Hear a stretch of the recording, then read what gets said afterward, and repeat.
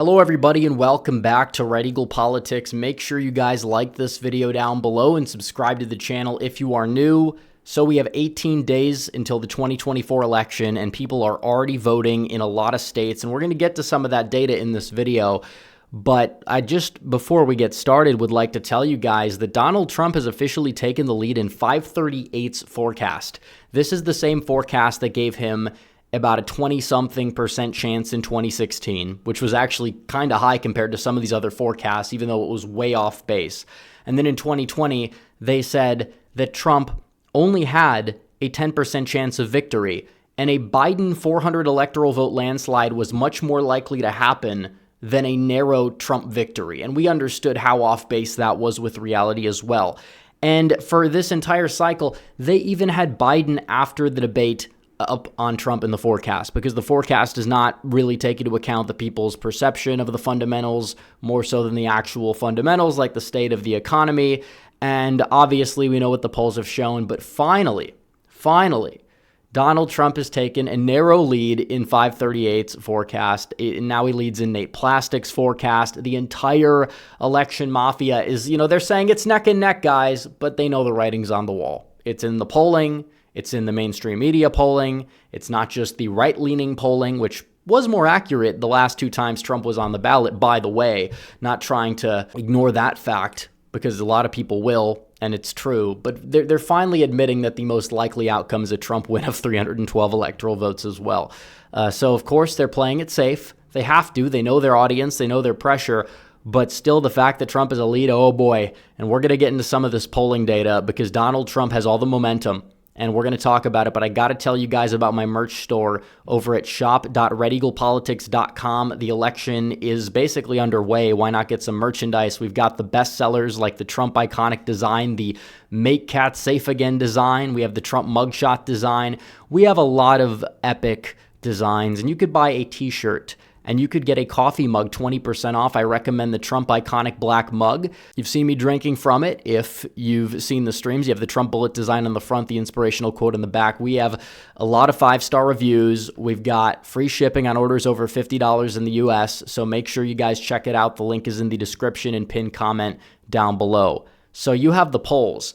And the polls are showing Trump is in a good position, but also Kamala Harris is in a not so good position, and he keeps climbing and she keeps falling. And he's doing this at the right time, and that's something people don't always take into account. But you're 18 days away from the election. People are already voting, and Donald Trump is surging at the right time, and Kamala Harris's campaign is imploding at the right time. Every single thing that she does, it just seems to be off base and bad politics. She can't really answer questions properly. You saw that in the Fox News interview, but even the interviews from the liberal media, they're not really, doing too well for her in terms of giving her a platform where she's been able to make inroads. She repeats the same talking points and these word salads and doesn't answer any questions directly, deflects onto Donald Trump. And it's like, what can you really do at this point to change people's opinions of Donald Trump? They've known Trump for 9 years. They've seen Donald Trump impeached twice.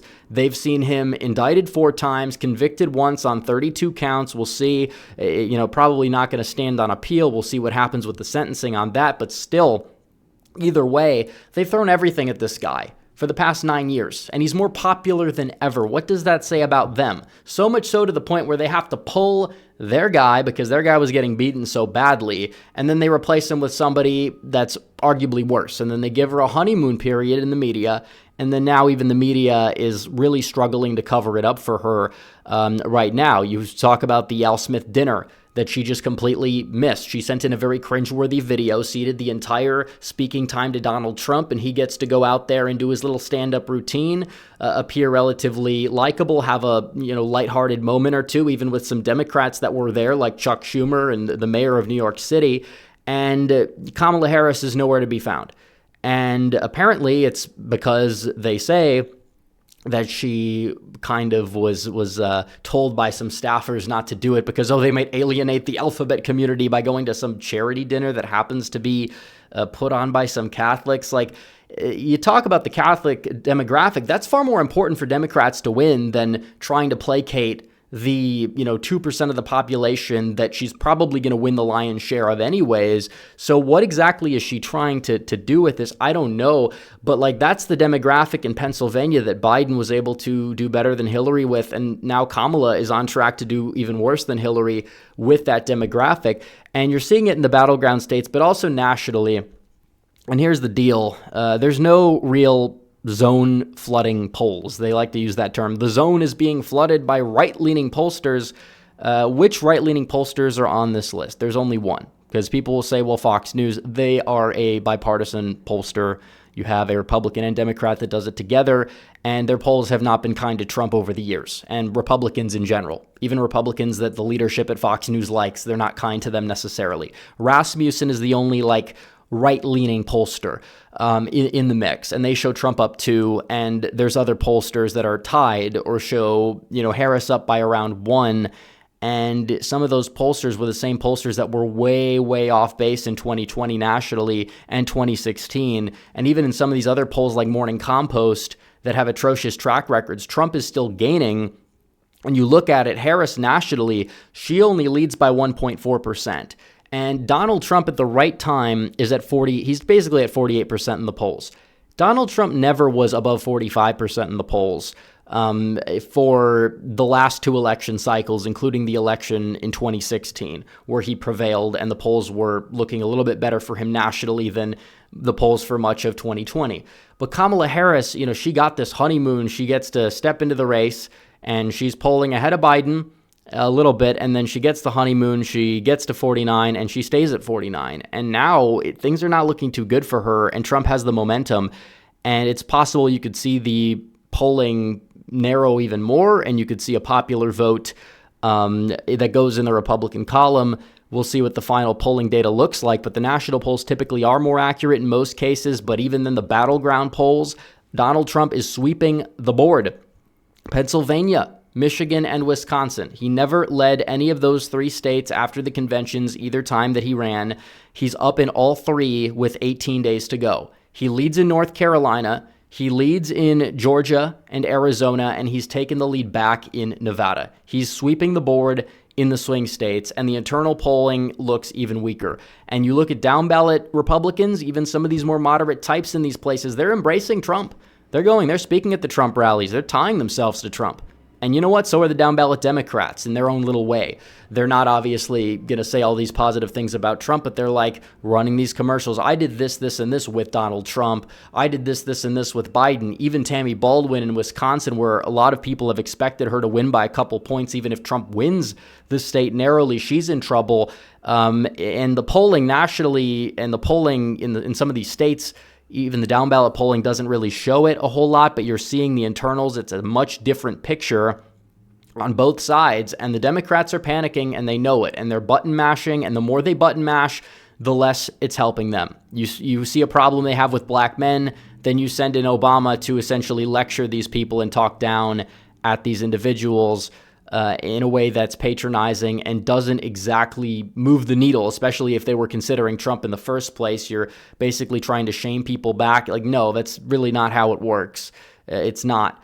And Obama's washed up anyways. I mean, the guy's like Shaq on the Celtics at this point, basically, in terms of politics. He had his day. He's now just retired. He can't fill arenas or stadiums anymore. It's how it goes. And when you look at North Carolina and you look at Pennsylvania, we finally have early data. And you talk about that black vote, because we have early data out of North Carolina, and we had our first day of in-person early voting, and Republicans and Democrats were basically even, which you could look back at 2020 and you could say, okay, well, they were even as well back then, and obviously Trump won the state of North Carolina, so it wouldn't be a bad thing if that was even the case if you look at it. But the more important takeaway is you have to understand that Democrats on their first day in 2020 were doing a hell of a lot better, and Republicans caught up. Now, Republicans and Democrats are virtually even after the first day of early voting in North Carolina. And they led by 19. Now they lead by 3, less than 3 a little bit from what we can see. That's atrocious. And the mail-in numbers, too. You talk about the mail out of North Carolina. Not only is the mail less, but it's becoming more and more Republican. Democrats had an advantage of about 30 points in 2020 and in 2022. Now they lead by less than 10. And it's much, much of a whiter electorate as well, which means that you're not seeing that black enthusiasm for Kamala Harris. And the voters that do show up, how are they going to exactly vote? It's very well possible that Donald Trump is going to be making some gains as well, especially among young black men. And every little bit is going to add up and help overall. And it seems to be getting better and better for Republicans out of the state of North Carolina. Because already you look at the returns, the combined returns, even with the mail, Democrats lead by 3. And if you want to talk about the final margin in 2020, and it does get redder as it goes on, Democrats led by 6. And now Democrats lead by 3, and you're seeing really poor showings from Democrats in even places like the Research Triangle, places where you would expect them to do well. And even when they have a lot of high propensity voters, they're not exactly doing all that well in those places. And another thing to note, where the Democrats are doing well, you have like these Republican trending counties in eastern North Carolina. That's where the Democrats do have a better showing in the early vote, but there's a lot of Democrats that are like Trump Democrats still in those places, and they are voting in high numbers, and that shows that Donald Trump is the one that's probably doing well, more so than not. When you look at this data, because it's true the early data doesn't tell us everything, but it really does not look good for Democrats anywhere. North Carolina and in Pennsylvania as well, because this is crucial. Again, more Republicans than Democrats for about 6 out of the past 8 days or 8 drops that they've counted have requested ballots over the Democrats. Republicans have that net advantage. They're eating into the Democrat request firewall that they've really tried to build. They probably would have liked to get that to like 600,000 or so. Now Republicans are putting it back down to 500,000. And then you talk about the returns, because that's what people are worried about, because returns are behind the request, but they're catching up significantly. Every day they're catching up. Republicans are on pace to get a higher return rate than the Democrats actually, which is astounding. If we're going to be honest, and as every drop goes by, Democrats are growing that firewall less and less, and even then they're moving the goalposts. Now keep in mind, in 2022, a lower turnout midterm year, they had a firewall of 600,000. Make no mistake about it. And this year, they set the goal for like 390,000, and a lot of these people are saying, no, we got to raise it now to 500,000, but also Republicans are like cannibalizing their election day vote. It's the goalpost moving of a century, and I don't even know if they're even going to hit the original goal. Maybe they hit the original goal because 400-some thousand sounds about right as things stand today. It's definitely a moving target, but it's not where Democrats want to be, especially because all those low-propensity Trump-only voters do typically like to vote on Election Day, and so long as they do show up, and Trump wins that Election Day vote by like the margin that Dr. Oz won it by, he's still, which I think he's going to do better, to be honest. He's going to go out there and win the state of Pennsylvania. And we just got to keep doing what we're doing. I'm not saying this to breed any complacency, but it looks very good. But part of the reason why it looks good is because we've put in a lot of hard work into this, and we got to keep going.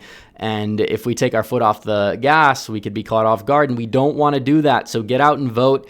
Pennsylvania, the registration deadline is, I think, next week. So if you're not registered, go to vote.gov, regardless where you are. Some states I know, like Arizona, have passed their deadline, but there's a lot of states that have not passed their deadline. So I'd encourage people to make sure that they register. And hopefully in the final data drop of the cycle, Republicans could get the Democrat advantage below 300,000. That would be absolutely massive. They are on pace to do that if they do what they did the previous week, this week. So we'll see what happens. It's far from a done deal, but you're getting a lot of lower propensity voters out and voting in the early vote that have never voted before. This is what the Democrats did in 2020, and it worked out for them. And now we're starting to do it, and we're playing their game, and we're hopefully beating them at their own game, as the Kamala Harris campaign is just mashing buttons as we speak. So anyways, guys, thanks for watching this video. Like this video down below, comment down below, subscribe to the channel,